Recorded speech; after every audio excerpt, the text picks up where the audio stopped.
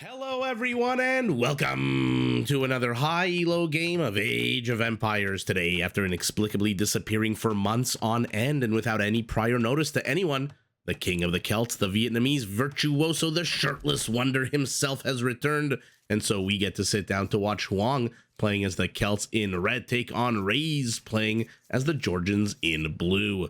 Now while the players herd their herdables explore their immediate surroundings as their scouts run by one another and try to get their butts up to Feudal Age, knowing Hoang probably Castle Age ASAP. Not a bad time for us to take a look at the Civ matchup that we are going to be watching today. Now the Celts are a Top Gun, Tom Cruise civilization built around their need for speed. Their lumberjacks work 15% faster, which is great because the Celts need lots and lots of wood for their primary focus, which, if you watched Hoang before, you know, is siege. Celtic siege workshops work faster, their siege units fire faster, and every unit from their siege workshop can be upgraded to get 40% more HP. Looks like the goat wanted to move forward, saw the scout, and then now they're running towards the periphery of the map. Let's see if Rayz will be able to see them. No, he does not. Does see a villager, though. What is she hunting? What is she gathering? Oh, we got some shenanigans already as two goats die here. Hoang, we'll see if he takes that sitting down. Already 200 food down the toilet for him. In any event, coming back to the need for speed, Celtic infantry do move faster than normal, starting in the Feudal Age.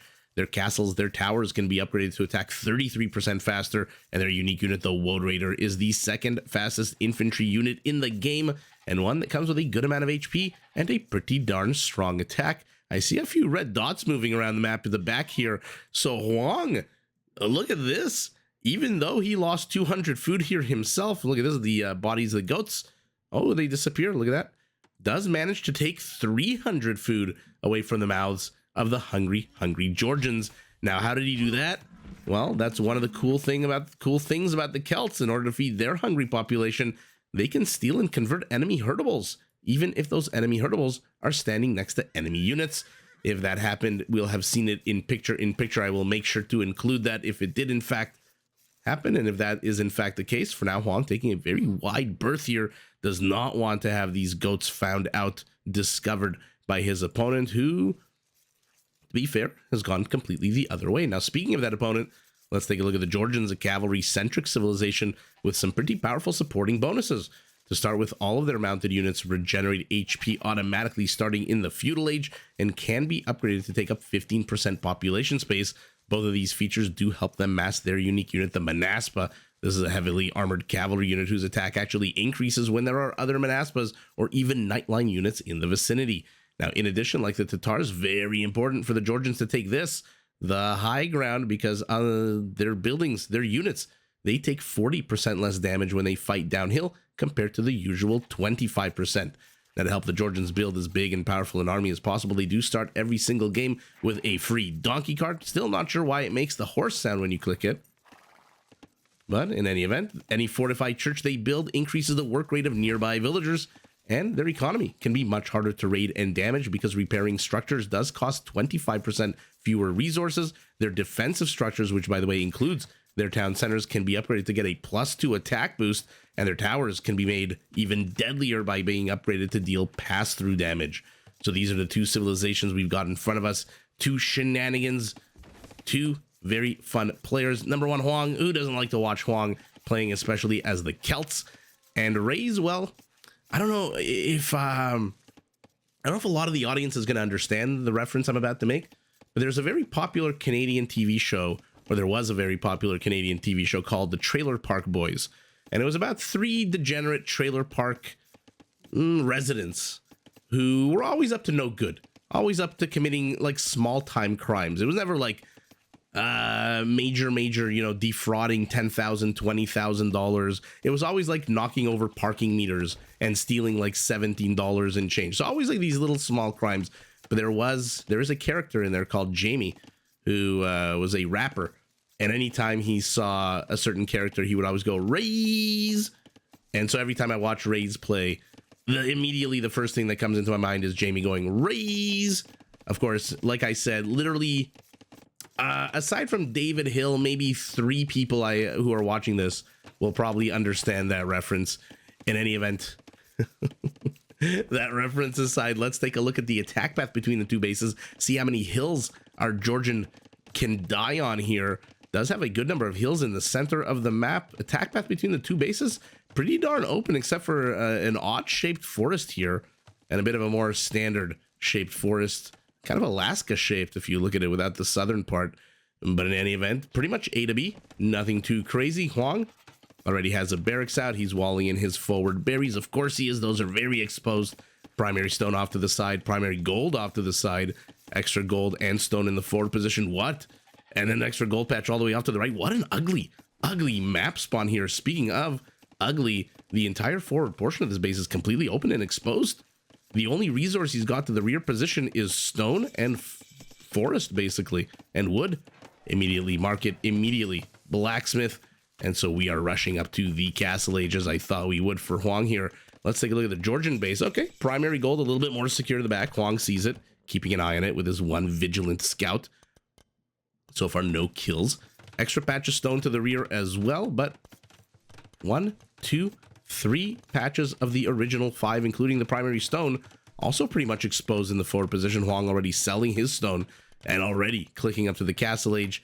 Rayz a little bit behind, getting $6 whole less. What currency does Age of Empires work in? When it says he sold it for 181 gold and then he sold it for 175 gold. So it's 6 gold less, but 6 gold what? Is it gold doubloons? Should I stop smoking weed and asking these questions? Is it dollars? Is it, I don't know what, petrobucks? In any event, I feel like the Georgian base a little bit better in this scenario, just because he's got a more secure forest here to the rear, and he's got 2 of the 5 starting resources to the back, whereas Hoang literally has nothing to the back. How do you put this? This is a very shitty base spawn. 1, 2, 3, 4, 5, aside from his primary stone, which is not really on the attack path, so I guess you could call this a safe resource. Everything else is pretty darn exposed, and this kind of half-ass wall and tells you that Hoang already realizes that, hey, I'm pretty exposed here. Although knowing Hoang, I was about to say he should be moving forward with some villagers here, timing it so that by the time he hits the Castle Age, a nice siege workshop will be appearing somewhere. I'm assuming, let's highlight as big an area as possible so that I look like a genius in case I am mistaken. Scouts continue to fight one another, something they've been doing for a while now. As you can see, the Georgian, now in Feudal Age, begins regenerating HP at the rate of 5 HP per minute, not second. Per second would be a little bit too OP. Okay, look at this. Hoang says, you know what? I'm a little early to the party. So instead of just hanging out, standing here with a drink in my hand, I'm just going to put down a stable and the, very aggressive siege workshop. Now, our Georgian has seen the stable. Must be wondering, hey, why the hell is our Celt building a stable against me? The Georgian cavalry civilization responds with a fortified church of all things. All right, let's see it. Hoang gets the first kill of the game here. It looks like a blue spearman dissolves into the desert sands. Another one follows him. And so the way it works now, these lumberjacks, well, some of the lumberjacks, some of these farmers, these berry pickers, anything within an 8-tile radius, which is 2 more tiles beyond the squircle that you see, because this squircle is the attack radius of 6. So you always have to add 2 more. It's a little bit misleading. They do work 10% faster than normal, which is a nice little boost to your economy. I mean, fortified churches are not that expensive. They're not that resource intensive. And so plopping them down, especially early on, now all of a sudden your villagers are better than Roman villagers. Of course, the Romans naturally, from the very first minute of the game, have that 5% boost, whereas the Georgians need to plunk down this structure first, but monks are coming out. Now, the good thing for our Georgian with the secure goal to the back is that he should be able to afford redemption. Ooh, but wow, what a sour loss. A Mangonel and a monk here. And another monk, and the fortified church is going down. And they do get redemption, the Georgians, which means Hoang's push. Well, so far, as much as I'm talking about the Georgian defense, Hoang's push is doing a lot of damage. 2 villagers dead. Siege is still here. Fortified church is down. But he's got to be careful. He is repairing with those forward villagers that he brought. Kill count 10-2, including 4 villagers. And so all of a sudden, the peripheral buildings are all going to be in very much jeopardy as our Georgian gets pressed into the rear. Okay. This is a terrible thing to have to deal with when 1, 2, 3 of your main resources are in the forward position. Now, luckily for Rayz, he still does have the stone and the gold. He must have seen the stone when he was pushing his gazelles, right? Another fortified church, another monk. But 475 gold is not a small price to pay for redemption. Not exactly the Burmese here that pay half price for their monk technologies. 2 more monks are being trained. So Hoang has basically destroyed the base. And our Georgians on the back foot. 18 minutes into the game. That being said, villager populations are still identical, 23-24. Army counts are not that great for either player, but you can't keep losing your knights. You can't keep losing your units like this. And with 2 villagers repairing, I'm not sure how much Rayz is going to be able to hold on here. Now his siege workshop falls. So monk defense it is, unless he wants to build something or train something rather out of this barracks, which he might want to counter these knights. This is starting to get a little out of hand here with all these dead monks. And now what he's doing is just basically body blocking. Luckily for him, as the Georgians, he does have the donkey cart, which means he doesn't have to plunk down another 100 wood for any of these mining related structures. And look at that, he's fighting back. With his 1 military unit, he gets the Scorpion. If he can get this battering ram, he will be safe. Unfortunately, he did sell his stone just like Hoang to get up to the Castle Age, which means no town center for you and no market as well. Ouch. Our Georgian is in a lot of trouble. How will he respond? How will he react? What the hell will he do here? Now, this is a converted knight, which means there's no regeneration here. No regeneration aspect, so doesn't really matter when you've got a monk healing you up nice and good, but more monks are on the way. And if he can get gold, there's that market going up, so he can buy that 100 stone. Although, to be fair, does he need to buy the 100 stone? That's right there. You got your donkey cart. And now he's pressing back. He gets a Scorpion, but loses a knight for it. Now he's got to be careful. Get the hell out of here. He's going after the villagers. Sour random number generation loss there for our Georgian, who ends up losing both of his monks. I mean, things are just absolutely shite here for our Georgian. He is not getting any luck whatsoever. Now, I don't know if that's luck or pathing or skill or whatever the hell you want to call it, but that is incredibly sour. Losing your only military knight, your only military unit, the knight, and then losing 2 monks, getting nothing for it. And he did, in fact, buy the stone with the market stable going up as well. See, I thought he was going to go for redemption based on the amount of gold that he's got. And he still might. He might want to just drop off this gold. Oh, no, never mind. He's going up to his knight. He's buying food as well. So he realizes that if he can get rid of this, the battering ram, he should be in a decent spot. Oh, another villager down for our Georgian. I mean, inch by inch, step by step. Domination is the goal, and it is getting accomplished by our Celt, who now faces a Georgian who is housed. That is unfortunate. Housed at a 20 population space. Hoang, for his part, has a forward monastery added to his proxy infrastructure. Now, the mangonel is scary, but is it as scary as it really can be? Oh, that's why I asked the question. 2 kills, 2 friendly fires. Ouch. First of all, how the hell did Hoang's monk manage to convert a scout unit? That always shocks me when scout units get converted. They have a built-in resistance to conversion. And then that mangonel shot. I mean, Hoang must be kicking himself for that. But in any event, army counts 6-2. Villager populations, to be honest, 21-20. But when you got 1 here, it's pretty much 20-20. Hoang has lost 2 of his forward villagers, unless I'm mistaken. Yeah, Rayz has killed 3 so far. And he's got a bit of an expansion here to the back, getting wood safely, getting gold safely. Wood and gold, as Red Phosphor has taught us, is not a bad pair of resources to match, especially if you want to go siege yourself. Now, of course, competing siege against the Celts, never a fantastic idea, never a great position to be in. But to be fair, when you're looking at just the tech tree itself, oh, he's luring the Scorpions with the monk, and he's gonna get him. Or he's gonna get one at least. Will he get? No, but that was a little bit close, baiting those Scorpions with a monk, a pair of monks, and one of those monks unfortunately dying. So I'm not sure who got the better trade there. But I was about to say, now that Hoang is retreating, I was about to say the Georgian siege line and the Celt siege line are identical. They're both just missing bombard cannons. And aside from that, they're pretty much identical until, of course, you start adding in the civ bonuses. And then they start looking a lot not similar at all.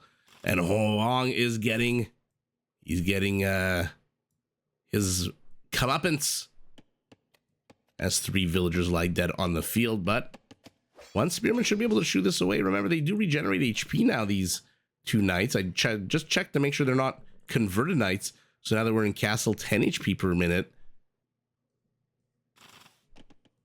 And Hoang, look at this. His whole army is returning home to deal with 2 knights. He's got a defensive barracks. His villagers are back to gold. But why is he retreating with his whole army? Does he not want to micro on 2 fronts at once? Meanwhile, look at this. Ouch. That was sour.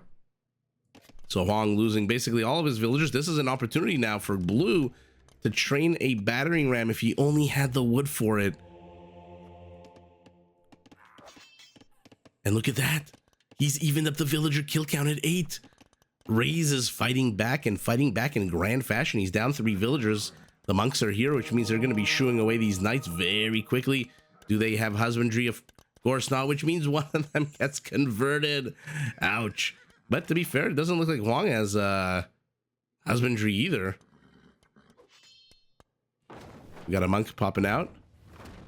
Oh, attack round misses. Second attack round does catch. Ouch. That is incredibly sour.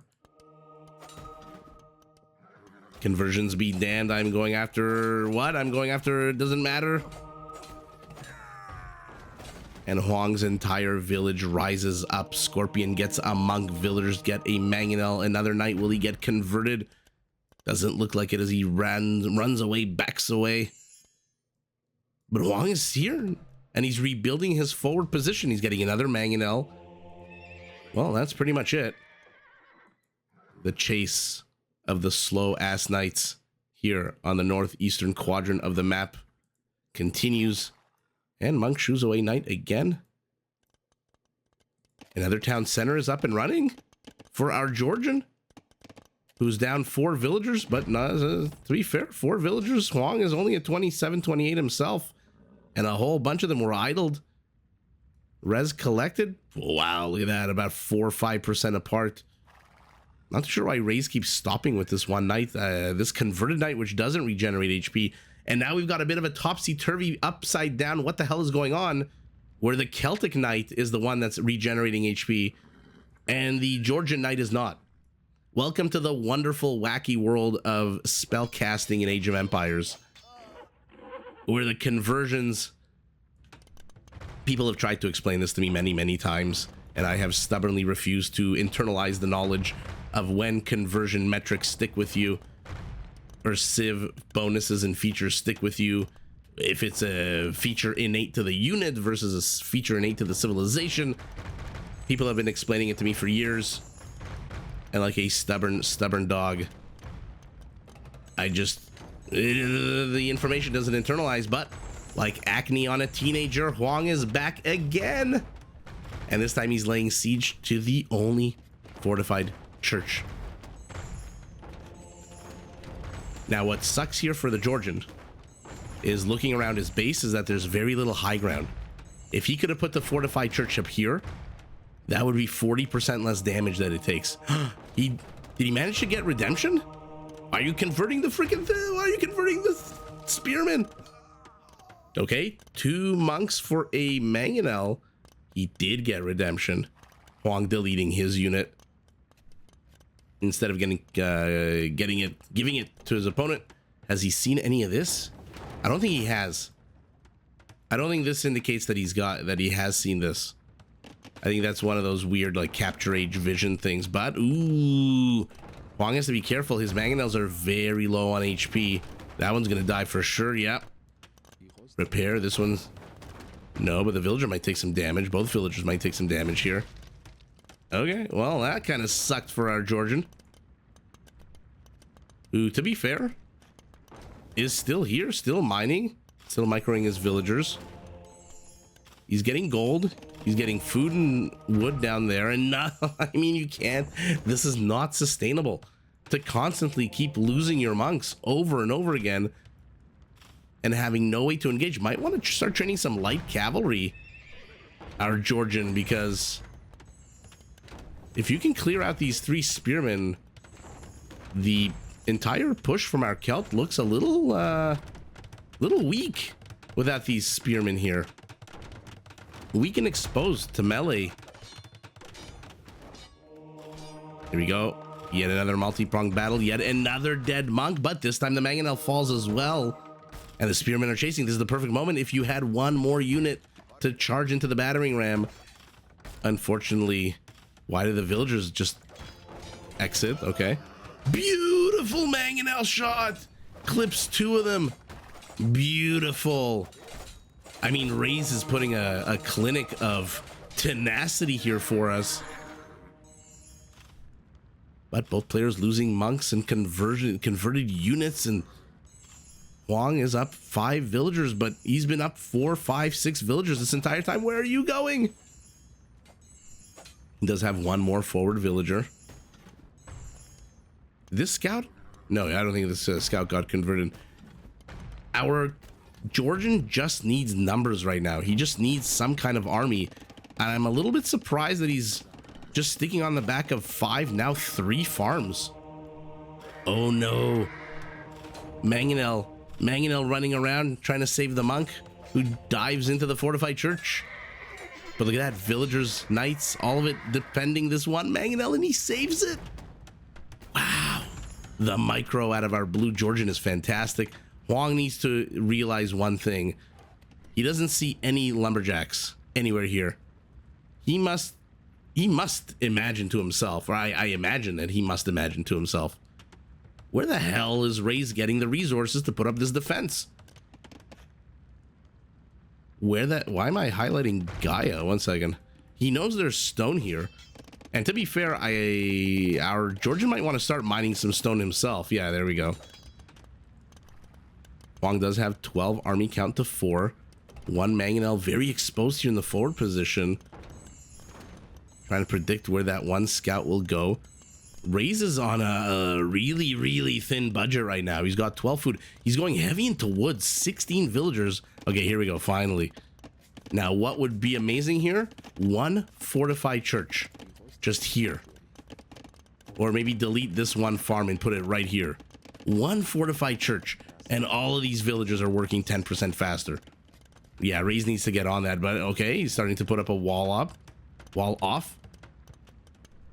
Hoang is back with scouts. In 15 seconds are going to be light cavalry. And with his advantage in military, he can very easily swarm over this entire position. Looks like Rayz wants round 2 of I'm just going to pull a Hera and attack into the other side of the map. We'll see how much damage, if any, that 1 knight can get. Redemption.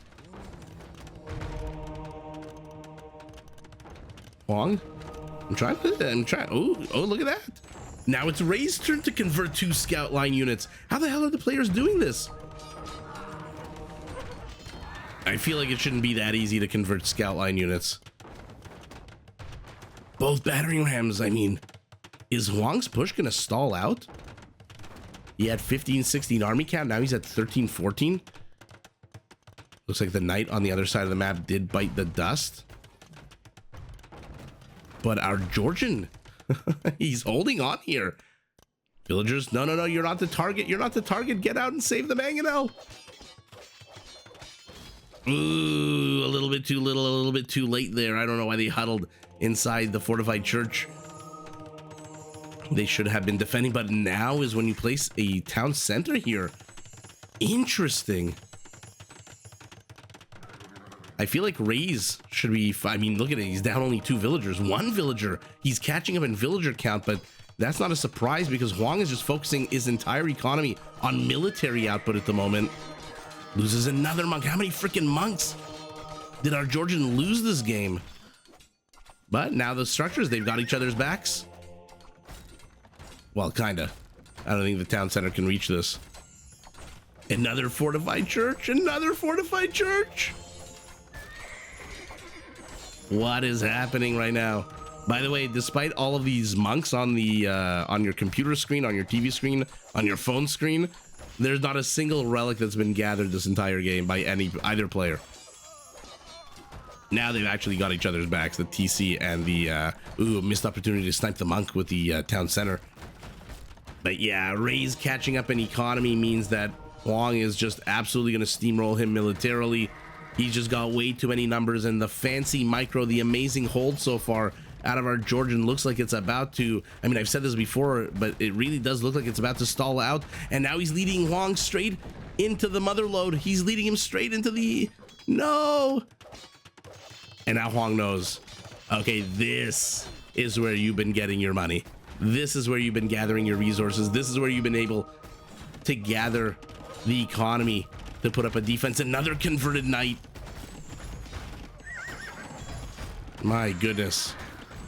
Hoang can afford to take a 2-to-1 loss anytime he fights. He can afford to take a 5-to-1 loss anytime he fights because his army count is 17. His opponent's entire military is huddled inside somewhere, wherever the hell a mangonel would hide in here. And it is about to get evicted. It takes the high ground, fires. Will he get a second shot off? It will, but will it kill the battering ram? Will he get a third? It does not. And that's it. Yeah, it's got to be GG at this point, right? Villagers are going to start mining gold here. Well, you know what? Well, this is one of his primary patches. But what the hell do you do against the battering rams? You've got no military that can do anything. Monks have to stand right next to a battering ram, which means they're going to get sniped by light cav and scorpions immediately. Well, they didn't even have to do anything to get sniped. And that's it. No more military for our Georgian. Relying purely on structural defense. And one of his 3 defensive structures is fallen, has fallen. And with it, down goes Rayz, and wow. Well, he's back, and he's back in a grand fashion. That was a very, first of all, that was a very tenacious hold by our Georgian. I know some people are going to say, oh, that he should have GG'd like 20 minutes ago. But if he did, we would not have seen some pretty cool maneuvers out of him. So a tenacious hold out of Rayz, but a tenacious attack from our Celt. The only thing I would tell Hoang, 2 things. Gather the relics if you got the map control, because why the hell not? And to be fair, Hoang's games generally don't last 47 minutes. Generally, Hoang games last like, I don't know, 20 to 30 before either he wins or he taps out. So 47 minutes for a Hoang game is pretty darn impressive. So number 1, if you're going to stick around and if you've got map control, get the damn relics, especially if you've seen 1, 2, 3 of them. Number 2, explore, explore, explore. Your opponent should not have been putting up a defense the way he did with the infrastructure that you saw.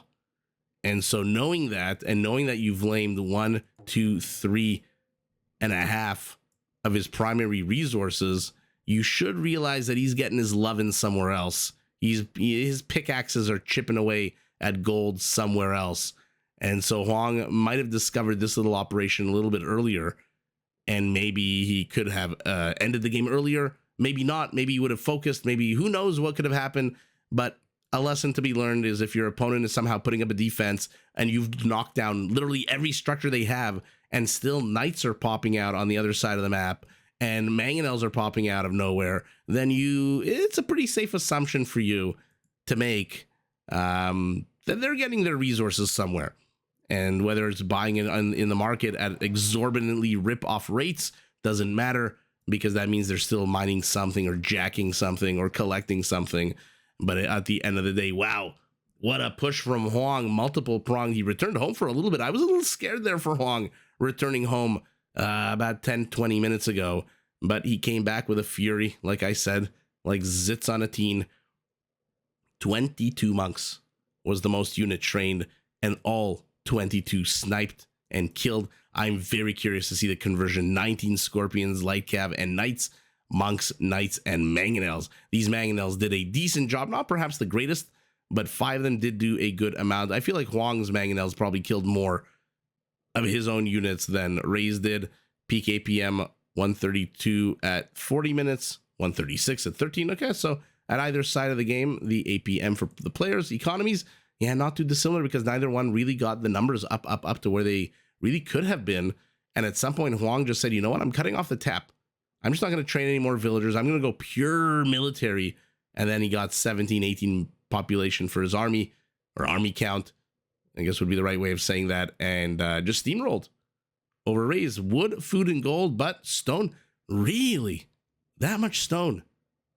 Okay. Bought and sold. Looks like our Georgian making use of that market a lot more than Hoang, who basically just sold his 200 stone and then bought 700 of something that I probably should have caught.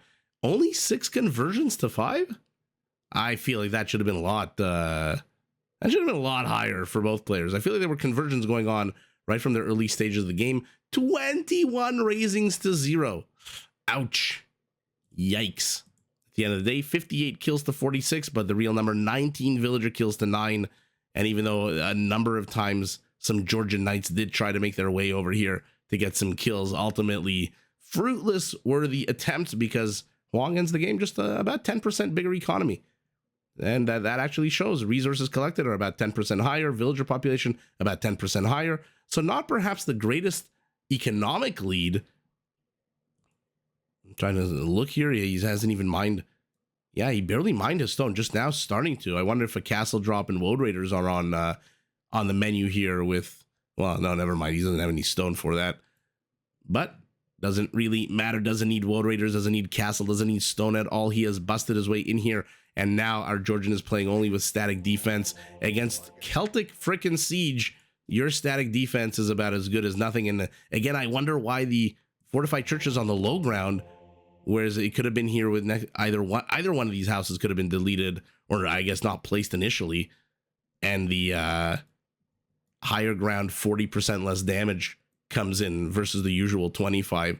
And it still would have roided out some of these villagers. But in any event, like I said, what a tenacious hold from Rayz. What a tenacious attack from Hoang. And like I said, 47 minutes is not really a standard Hoang game. So I'm glad the King of the Celts is back. I'm glad he's playing longer games. And this particular match was really fun to watch. Versatile style actually from both players. But unfortunately, our Georgian just never got the numbers up. If he even had his army count at one point to 5, 6, 7, as low as that sounds, maybe he could have put up a defense. But it was always 1, 2, 3, 1, 2, 1, 3, 4, 1, 1, 1. And it was always monks that were getting sniped. So at the end of the day, it doesn't really matter. The tenacious hold loses out to the tenacious push. Hoang takes the W, but GG in a very fun game to both players. Did you enjoy this video? Check out these other clips and make sure to subscribe and enable notifications so that you're notified of my latest uploads.